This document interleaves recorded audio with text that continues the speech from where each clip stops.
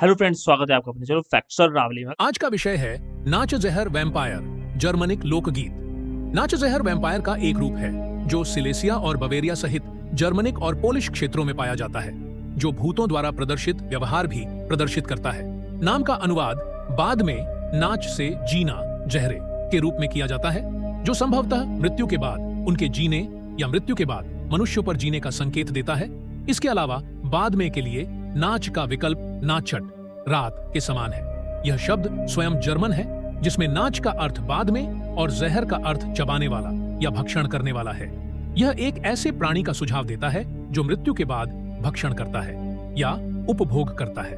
नच जहर जर्मनी के उत्तरी क्षेत्रों की लोक कथाओं में भी प्रमुख था और इस शब्द का उपयोग उत्तरी पोलैंड के काशुबेस के एक समान प्राणी का वर्णन करने के लिए भी किया जाता था।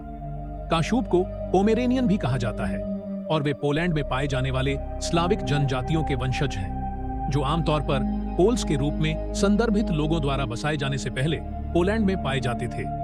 आधिकारिक तौर पर एक पिशाच होने के बावजूद वे भूतों के समान भी हैं और कई मायनों में दोनों मरे हुए लोगों से अलग हैं।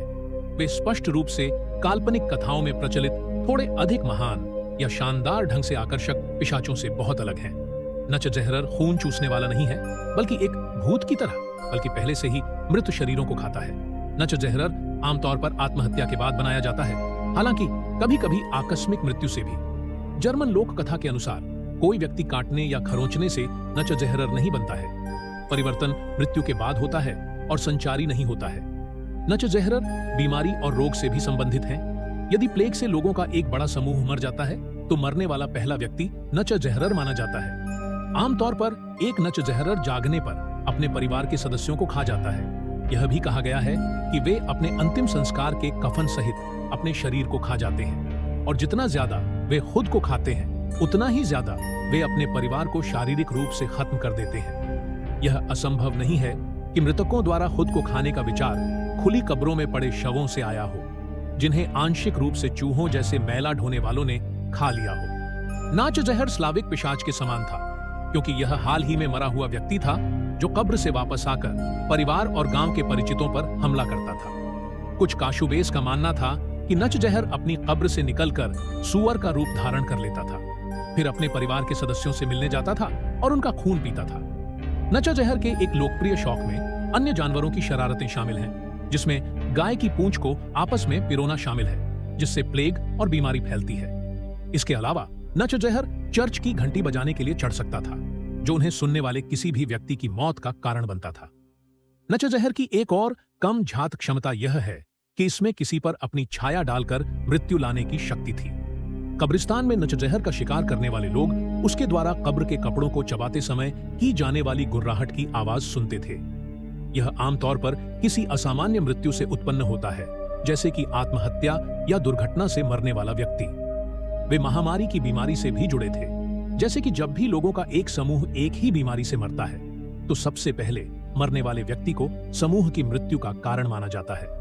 एक और मान्यता यह थी कि अगर किसी व्यक्ति का नाम उसके दफन कपड़ों से नहीं हटाया जाता है तो वह व्यक्ति नच जहर बनने के लिए उम्मीदवार होगा।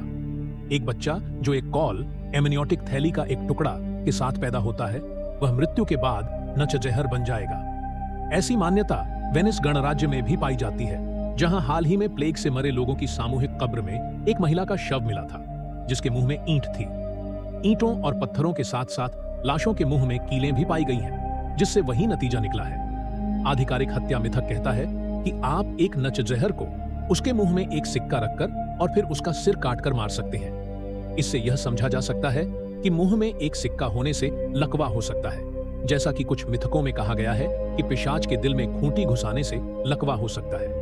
सभी मृतकों को उनकी कब्र के बगल में एक क्रॉस के साथ दफनाना आवश्यक है।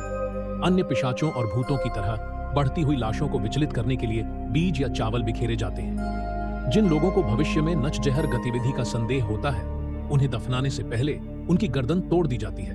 कभी कभी हरकत की जांच करने के लिए कब्रों को खोला जाता है। कपड़ों के खाने या अन्य संकेत के किसी भी संकेत से शव के दिल और फेफड़ों को जलाकर निकाला जा सकता है, जिससे उन्हें उनका अलौकिक पोषण प्राप्त करने से रोका जा सकता है।